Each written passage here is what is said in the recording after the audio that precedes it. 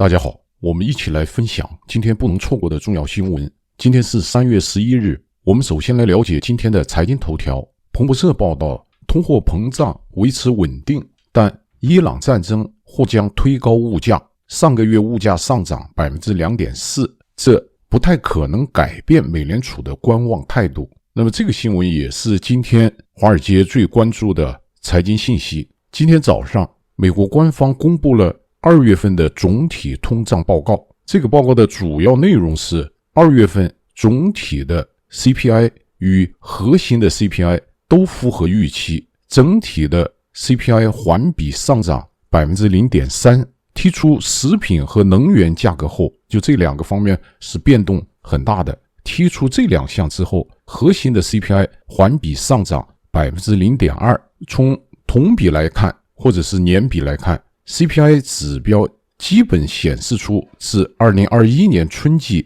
生活成本飙升以来最温和的通胀水平。就总体的 CPI 同比上涨 2.4%， 略高于去年的低点，但核心 CPI 则维持在同比 2.5%， 与2021年以来的最低水准持平。2月份消费者物价指数影响个人消费支出的部分因素表明，即使在伊朗战争不可避免的影响到来之前，其核心的通胀率至少达到 0.4%， 这个是指环比。2月份的房屋和服务价格小幅上涨，而家具和服装的价格出现了关税转嫁的迹象。那么今天劳工部的另外一份报告显示，经通胀调整后，美国的平均时薪以年率计算增长速度是5个月以来的最快。那么对于这个新闻 LT 有一个观点，有网友分享，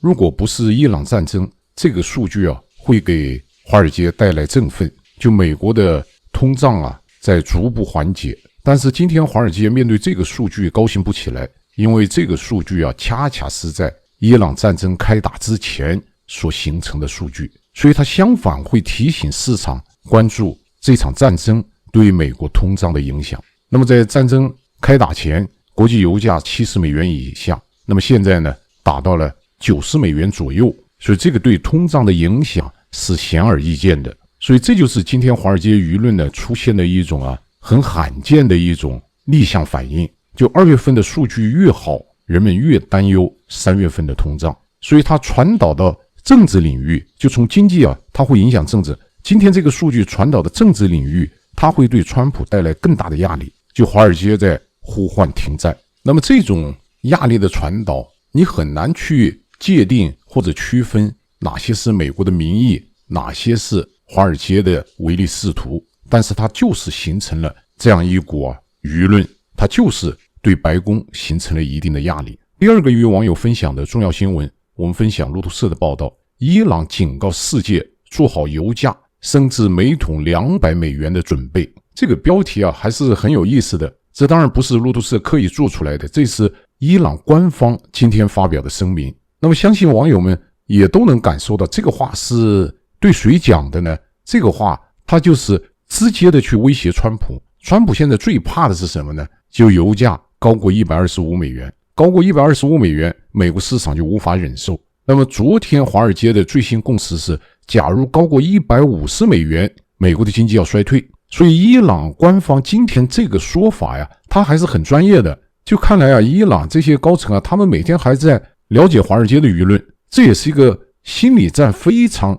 明显的一个特征。就你不是担心油价上涨，担心过125过150吗？好了，我今天直接给你一个更严重的可能，要跌破200美元。那么这个数据假如华尔街相信的话，华尔街会推导出来的结果就天要塌了。我们来看看这个报道的具体描述。伊朗军方今天表示，全世界应该做好油价达到每桶200美元的准备。与此同时，在被封锁的霍尔木兹海峡又有3艘船遭到袭击。今天伊朗向以色列和中东各地目标开火，表明尽管五角大厦称这是迄今为止最激烈的美以空袭，但伊朗仍然能够反击并骚扰能源的供应。本周稍早飙升的油价已经回落，股市也出现反弹。投资人目前押注美国总统川普找到快速结束战争的方法，但是到目前为止，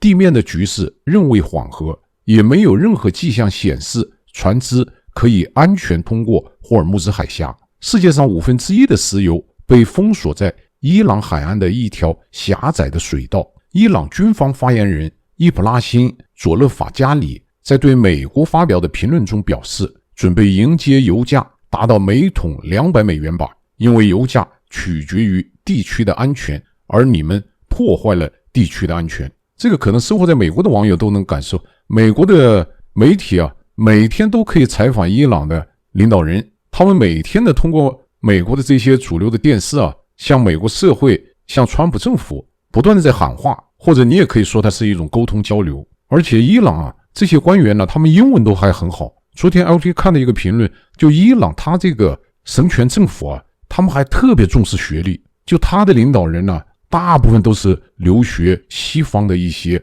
学霸，你能看出来他那个学术经历跟习主席那个小学博士还不一样，他们从本科到研究生都是西方最顶级的一些大学，所以这些人他表达能力还是很强的，他知道用美国人能够理解的方式与美国普通民众进行对话。所以川普怎么打着打着突然宣称战争目标已经大部分都实现了，或者提前实现了，就要准备着手撤军了，他为什么有这么大的压力呢？与伊朗人这个对美国的宣传是有关的。德黑兰的一家银行办公室昨天夜间遭到攻击后，伊朗军方发言人表示，伊朗将对与美国或以色列有业务往来的银行发动攻击作为回应。他补充说，中东各地的人们应该与银行保持1000米的距离。一位以色列的高级官员告诉路透社，以色列领导人现在私下已经接受了伊朗统治系统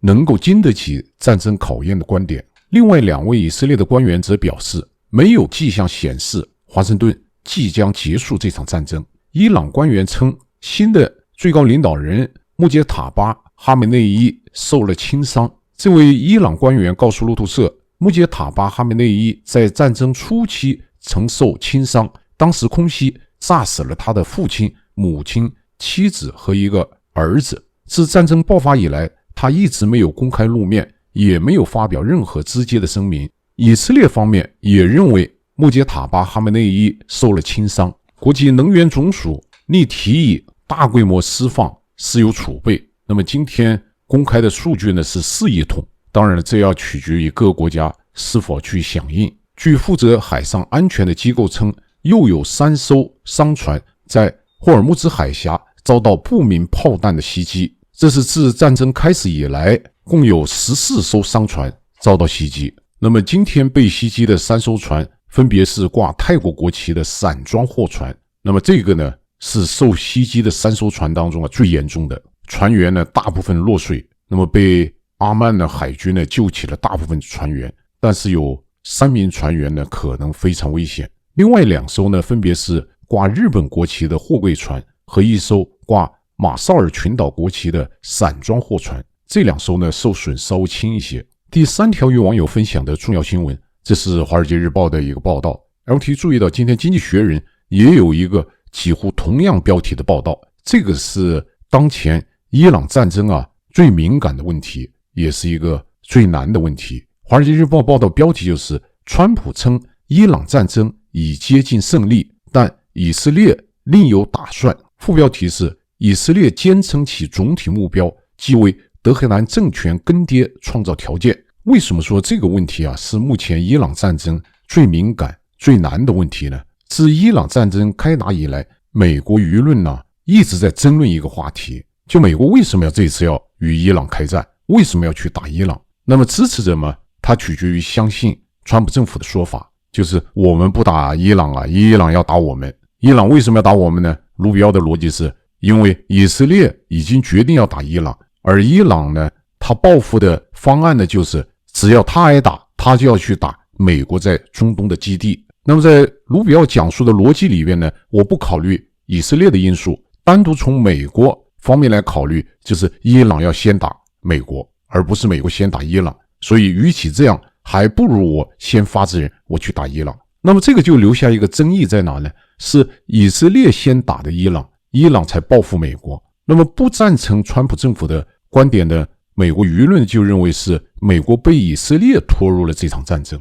那么川普的解释呢，实际上让这个争论呢越来越激烈。就川普说，我为什么要去打伊朗呢？我的女婿库斯纳告诉我说，我们不打伊朗伊朗很快会打我们，所以那我们还不如去打他。那么川普这个解释呢，这两天又增加了这个舆论的争论，因为库斯纳本身是个犹太人。那么这次川普派去与伊朗谈判的2个代表，除了库斯纳，另外一个维特科夫他也是犹太人，就2个犹太人呢代表美国去跟伊朗谈判，最后的结果呢是要跟伊朗打。所以为什么打这场战争，美国争论的焦点，最大的焦点是并不否认伊朗对美国的威胁，包括他的核武器的能力，他的弹道导弹对美国的威胁。但是这次打仗的导火线或者决定开战的因素，美国争论究竟是美国必须这么做，还是因为被以色列拖入战场。那么今天华尔街日报这个分析评论呢，包括经济学人的分析评论，它就很现实了。如果之前人们争论的是美国为什么开战，是否被以色列拖入战争，那么今天这个就发酵到，你看现在川普明确说想结束战争，但以色列不同意。那么这个美国与以色列对结束战争的观点明显不同，再次引发了美国人争论，究竟是谁要打这个仗的。那么是不是以色列目前对是否停战与川普政府看法有区别呢，或者完全不同呢？那么这个报道他就做了一个调查和分析，他是这样来描述的：在川普告诉记者军事行动几乎已经完成的几个小时后，内塔尼亚胡重申了他对这场战争的最高目标。昨天内塔尼亚胡声明，我们的目标是让伊朗人民摆脱暴政的枷锁，最终这取决于他们自己。毫无疑问，通过迄今为止采取的行动，我们正在削弱他们的意志，而且我们仍然在继续努力。美国政府从一开始就改变了既定的目标。川普最初呼吁在德黑兰进行政权的更迭，但本周一他告诉记者，美国已经实现了大部分军事目标，并且表示我们远远超前计划。卢比奥提出的目标更为有限，就卢比奥解释的美国战争目标主要是遏制伊朗的核计划和弹道导弹的计划，就只要把这2个事能够解决或者起到遏制的作用，这个战争目的也达到了。而且美国舆论呢普遍认为，仅仅凭这种空袭不可能推翻外国政府。美国国防部的这些分析师也承认这一点，就打到什么时候为止，你如果以推翻他的神权政府，这个是不可能的，除非你派地面部队。也就是说，美国舆论大体上还是认可川普政府战争目标基本实现，可以考虑收兵，就大体上是支持这种判断。而且昨天美国国防部长和参谋长联席会主席在简报会上也很罕见地表达了与以色列方面的一些不同。霍克塞斯的昨天表达是这样的：以色列军方一直是很好的合作伙伴，但他又补充说，在目标不同的情况下，他们也坚持执行自己的目标。那么昨天霍克塞斯主要讲的是空袭德黑兰附近的这个燃料库，美国在这个事上与以色列划清界限。就他昨天反复讲，这个不是我们的目标，我们也没想去摧毁伊朗的石油设施。那么与川普关系密切，也被美国舆论普遍认为是这场伊朗战争的最大推手，资深的共和党籍的参议员格雷厄姆的观点就更容易理解。他昨天呢批评以色列袭击德黑兰的油库，他说没让你这么干呢，因为美国一再说石油设施是美国的人质，就说你如果伊朗政府不配合，我就要摧毁你的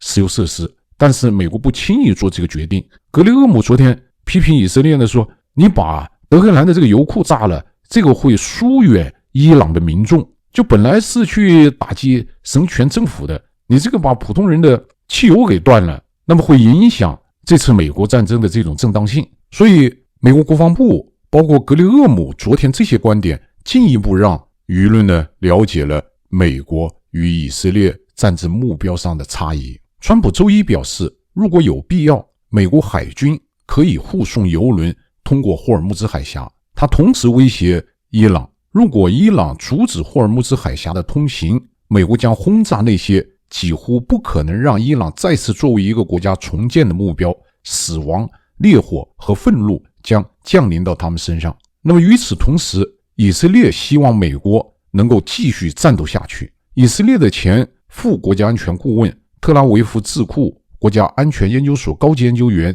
查克·弗雷利希说，内塔尼亚胡的梦想，我认为也是以色列几十年来的梦想，就是联合发动战争，推翻伊朗伊斯兰共和国。所以以色列更倾向于把战争的目标定为推翻伊朗的现政权。以色列国家安全局进行了一项民调显示， 82% 的以色列人支持这场战争。这个问题对内塔尼亚胡至关重要，他很可能寄希望于战争能在今年稍后举行的以色列大选前提振他的支持率。一位以色列官员告诉《华尔街日报》，以色列非常清楚川普随时可能结束战争，因此他们正以每天都是最后一天的心态进行战斗。该人士表示，以色列希望获得更多的时间，但也意识到川普在国内面临结束战争的压力。由于油价的飙升，以及人们担心旷日持久的冲突可能会引发政治反弹，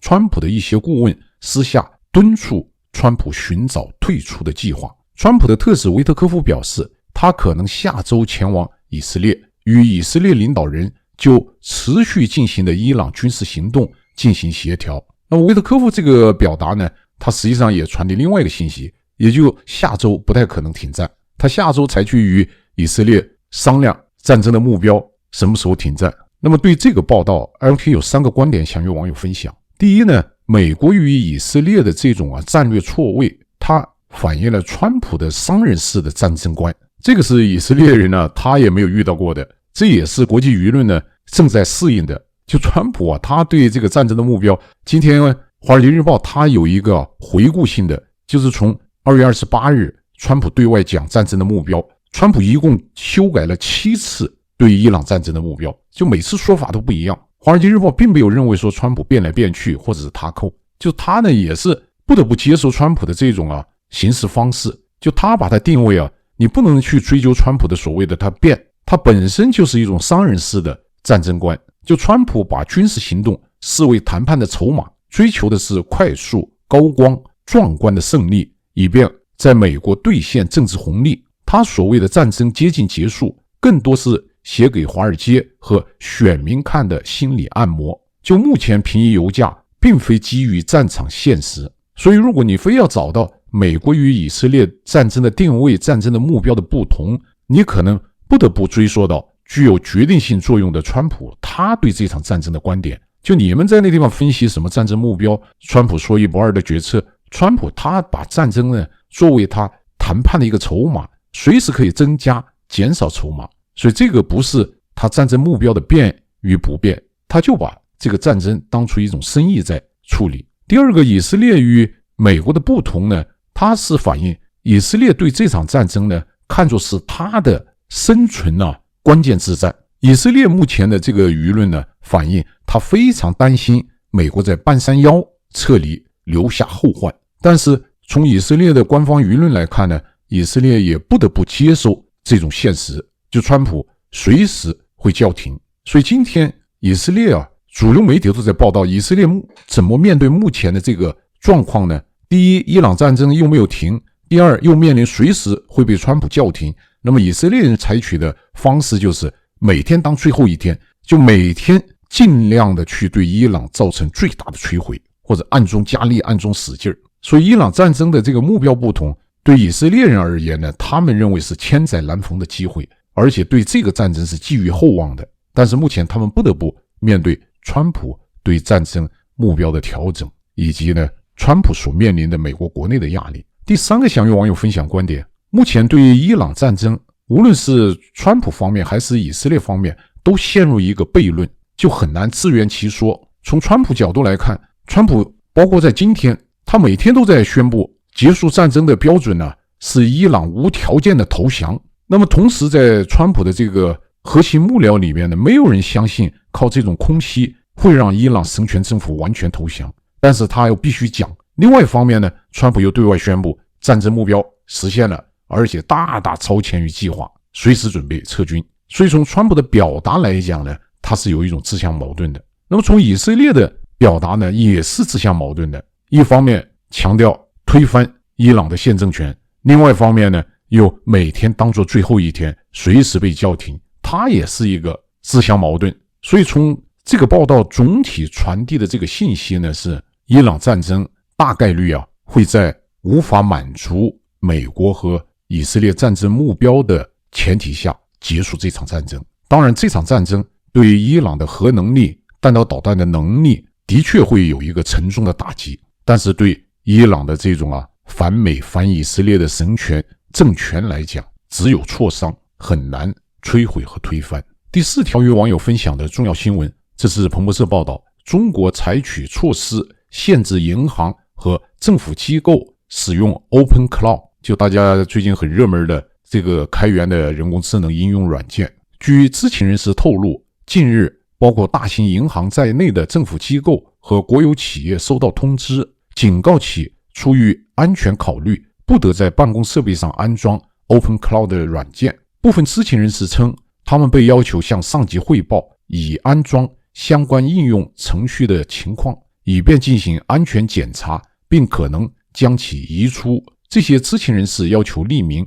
以便讨论内部备忘录。知情人士透露，包括国营的银行、部分政府机构在内的一些员工被禁止在办公室电脑和使用公司网络的个人手机上安装 Open Cloud 软件。另有人表示，禁令也适用于军人家属。消息公布之后，中国人工智能科技股普遍下跌。这项报告凸显了北京对 Open Cloud 日益增长的担忧。那么对于这个新闻 ，LT 有3个观点想与网友分享。就第一，这个 Open Cloud 出现之后在全球引起了轰动，但是在中国它引发了一个非常奇特的现象，在全世界来讲绝无仅有。这是个什么现象呢？就这个所谓的小龙虾成为中国的一个举国的热潮，各行各业都在争先恐后的使用这个小龙虾，这个是个很奇葩的现象的。那么这个现象背后反映一些什么样的现实呢？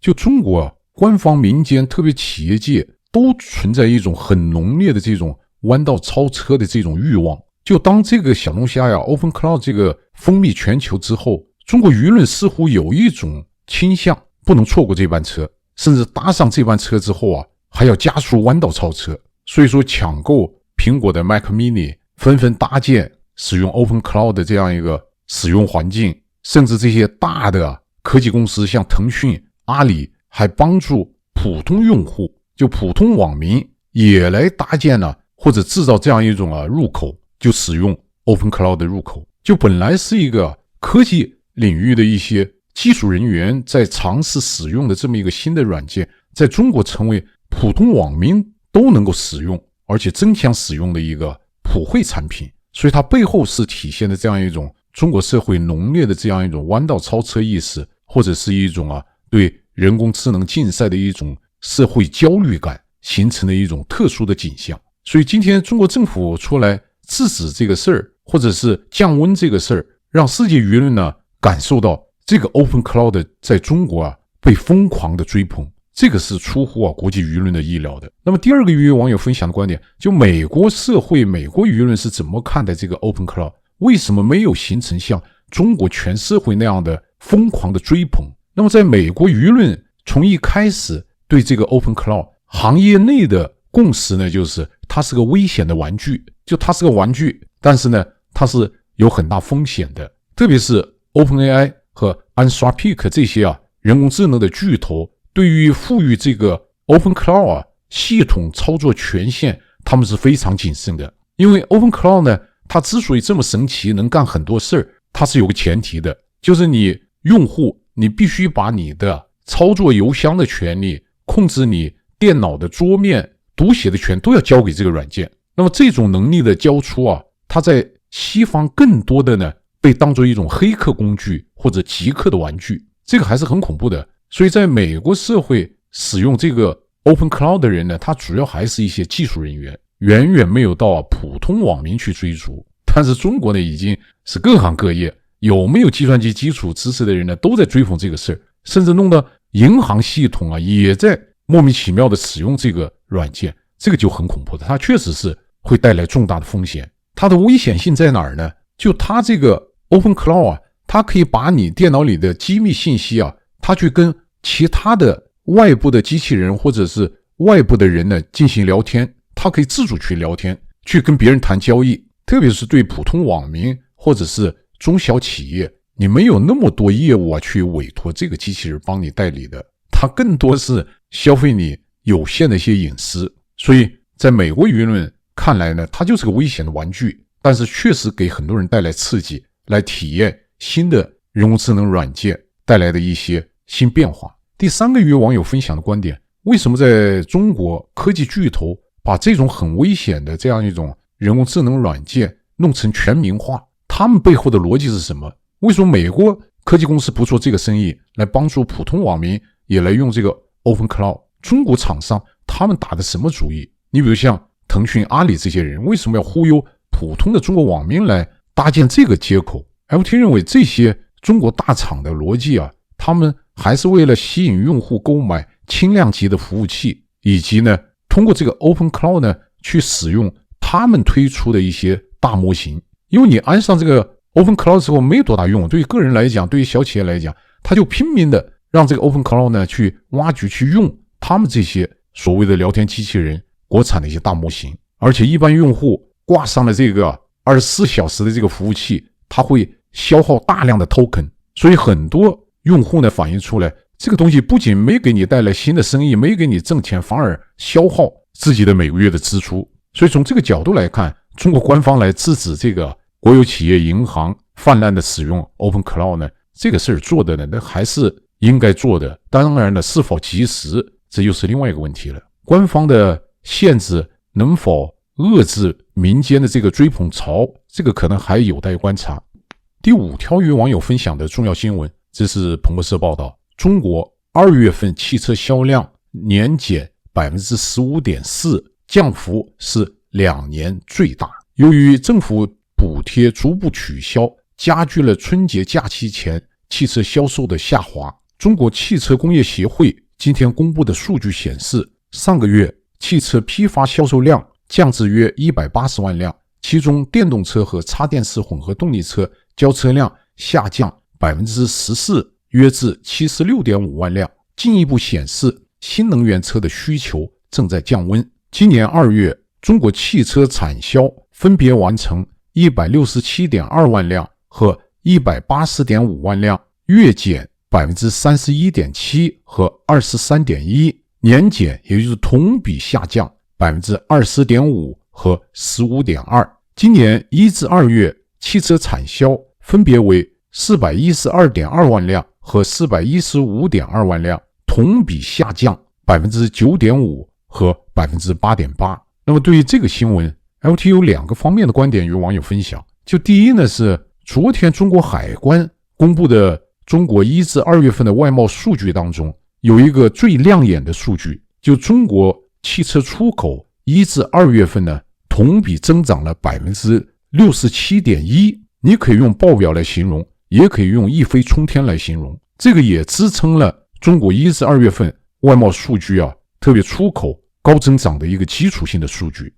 那么今天中国汽车工业协会通报的数据呢，又带来另外一幅景象。按中国汽车工业协会的数据，1至2月份呢，产销同比都下降了 20.5% 和 15.5%。 怎么同一个行业，昨天跟今天的数据对于舆论的冲击为什么完全是2个相反的方向？昨天一飞冲天，今天呢是断崖式下降。就怎么看这个过山车式的数据都来自中国官方。 LT 认为啊，可能会是有3个方面的因素需要我们来考虑。就海关数据与协会数据之间的巨大差别啊，首先是一个统计时间与库存滞后啊这么一个现实。就海关数据呢，它不管3721，过了海关它就算数。而对汽车工业协会而言呢，海关的这个1至2月份的数据啊，很多是去年11月、12月从工厂下线之后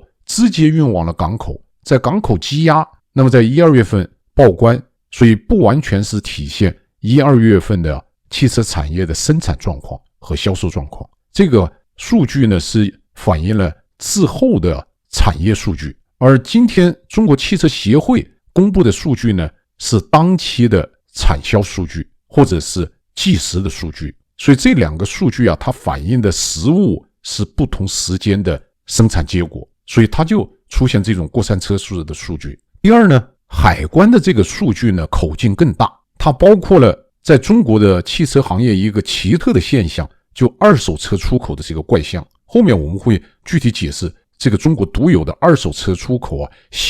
崭新的二手车0公里二手车出口，这个在海关昨天公布的1、2月份出口数据里面占了显著的比例，这个也与1、2月份的汽车行业的生产和销售是无关的，这是一个很奇葩的现象，这也导致了两组数据截然不同，方向相反。那么第二个方面与网友分享的观点，我们来继续深入探讨一下这个二手新车出口的状况，为什么在中国累进不止，而且成为1至2月份中国汽车出口的增长主力。中国官方也一直在制止或者批评这种0公里二手车出口这个怪象，但是为什么累进不止呢？首先第一个原因是地方政府要凑 GDP， 要人造 GDP 数据的要求，就地方政府是这种0公里二手车出口的始作俑者。就地方政府在面临缺 GDP 的时候，或者需要制造 GDP 数字的时候，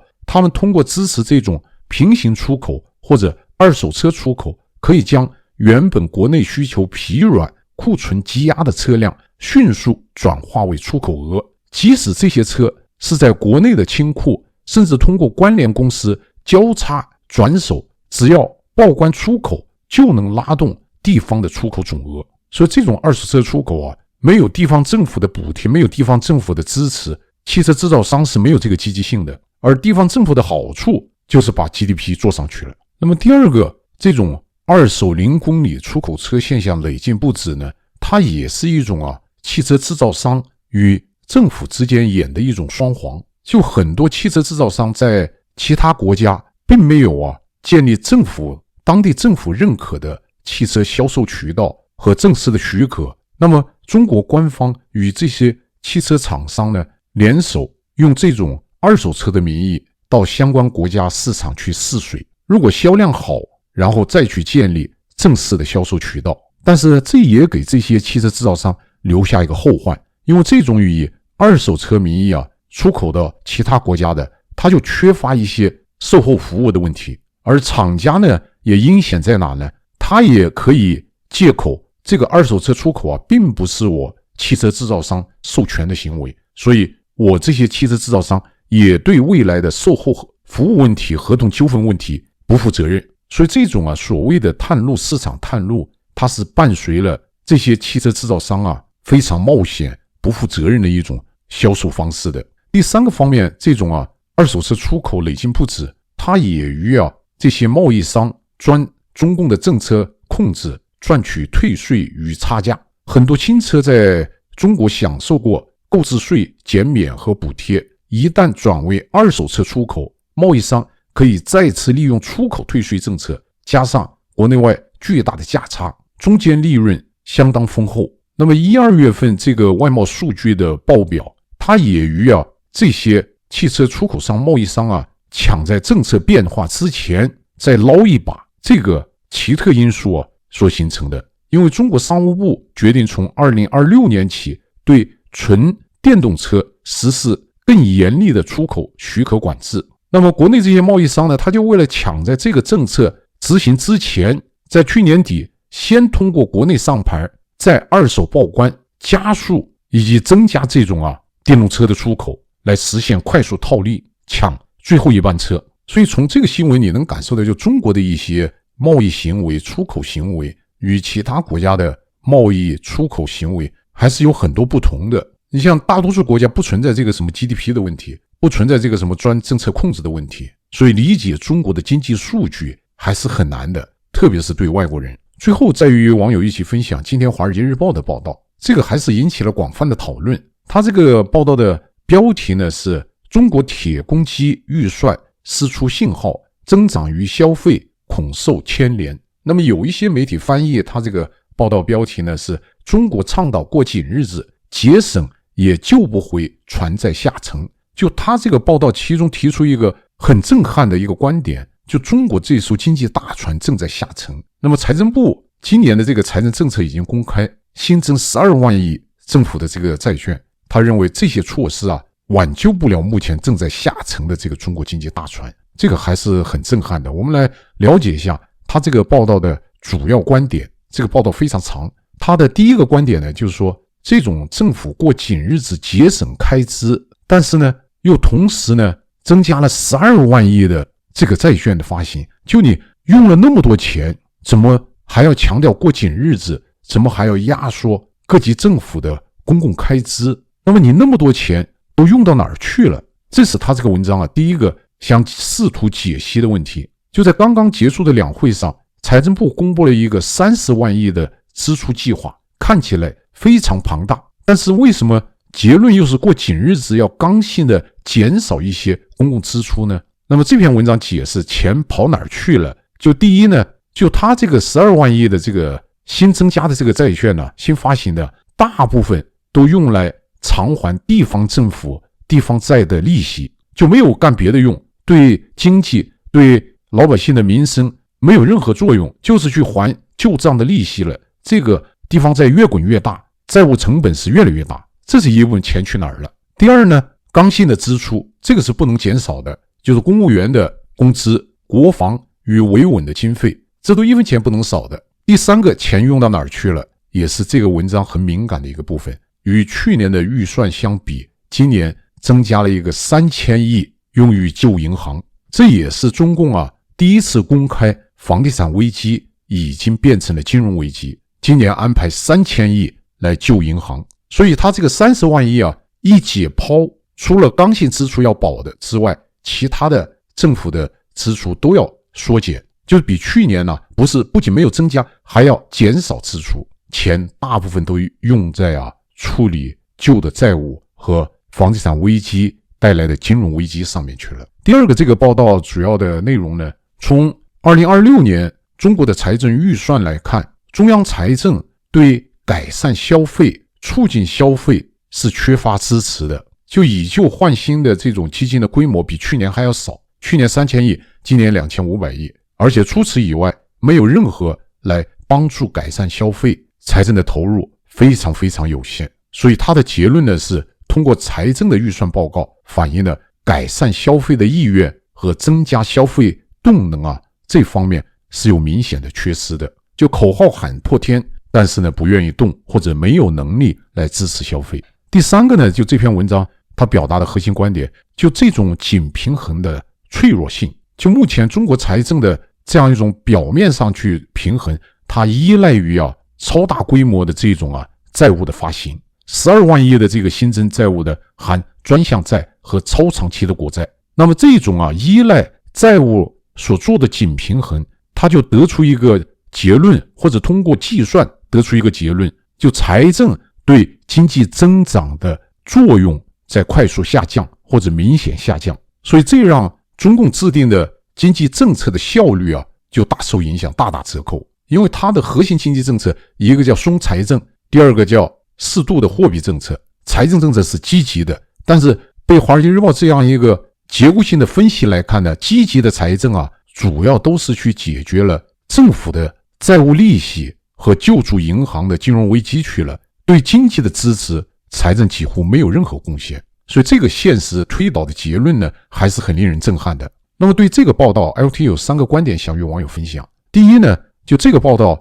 给舆论带来最大的冲击是，中共在财政预算当中首次承认金融危机，而且呢安排3000亿来解决银行系统的风险。那么对这个很有冲击力的信息 LT 有3个观点与网友分享。就第一呢，这个是迟来的承认，就中国房地产危机最典型的恒大1万亿恒大要杀要剐，我还不了钱，那最后谁来承担恒大的破产呢？实际上矛盾都在银行，就银行借给恒大的钱还不了了，那么银行怎么办呢？银行的钱从哪来的呢？大部分是从人家储户里面来的，那么你把这个钱借出去还不了了，你怎么去还储户的钱呢？这个就存在金融危机。那么政府今年的这个3000亿主要是来挪东墙补西墙的，让银行暂时避免呢破产。就如果现在有储户要钱的话，我有3000亿先怼着，但3000亿能不能解决银行的问题呢？显然杯水车薪，但是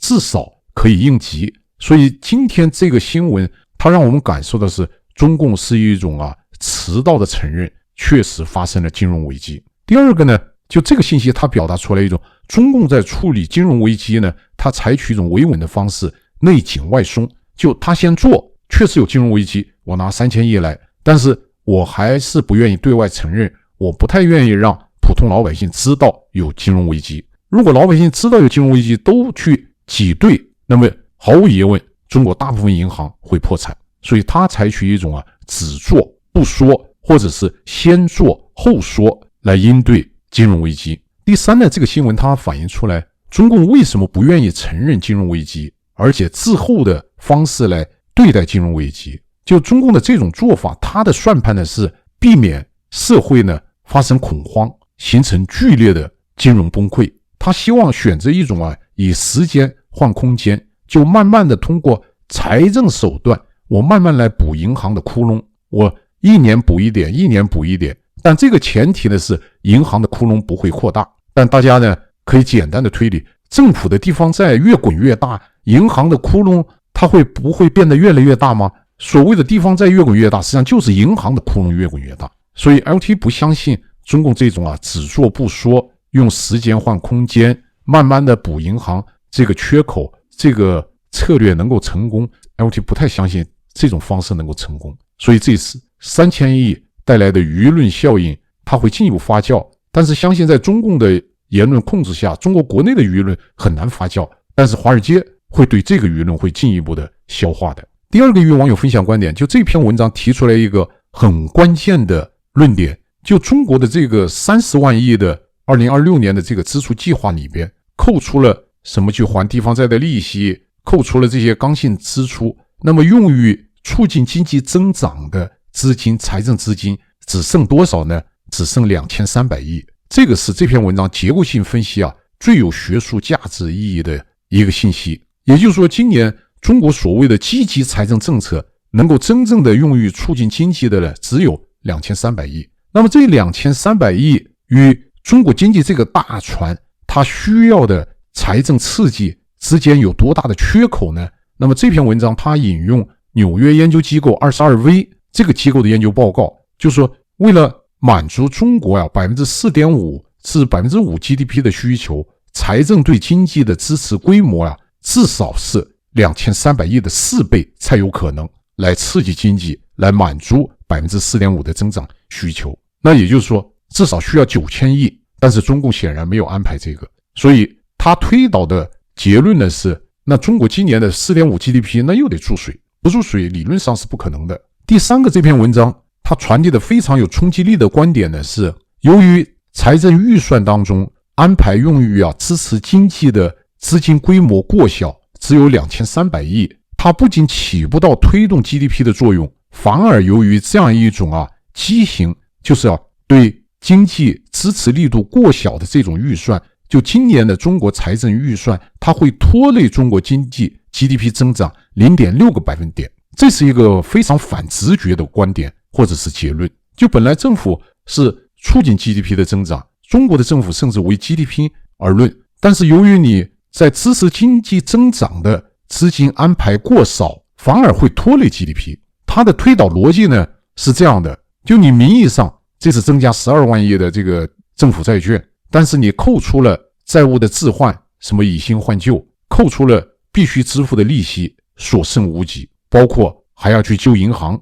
3000亿，那么只剩2300亿，就绝对额是不足的。这是他推导第一个逻辑。第二呢，是要维持增长目标，就 4.5%， 你必须是2300亿的4倍才有可能。那么你少了3%，它就会拉低 GDP 的增长。那么它第三个方面，它这个下降 0.6 是怎么算出来的呢？它是使用一种财政乘数的一种公式计算出来的。它这种低乘数的效应在这个计算公式里面反映是，当政府的支出集中在还旧债、救银行，财政乘数接近于0，那么扣除通胀的因素，实际对 GDP 的影响是负 0.6。当然，感兴趣的网友还可以去继续搜索它具体测算的这样一种模型。那么这篇文章 LT 感受最深的呢是，昨天中国海关的数据，中国外贸一飞冲天。